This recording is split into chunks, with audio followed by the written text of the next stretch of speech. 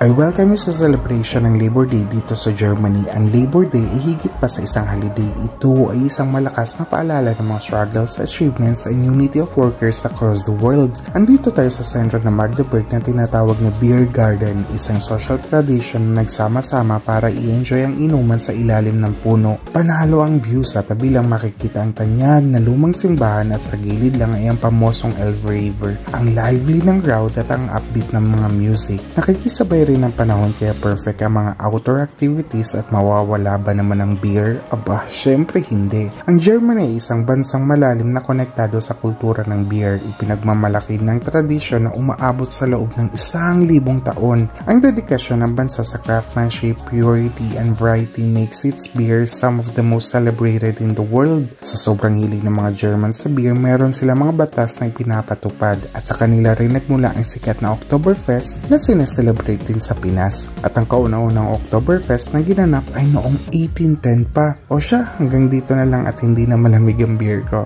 Gracias!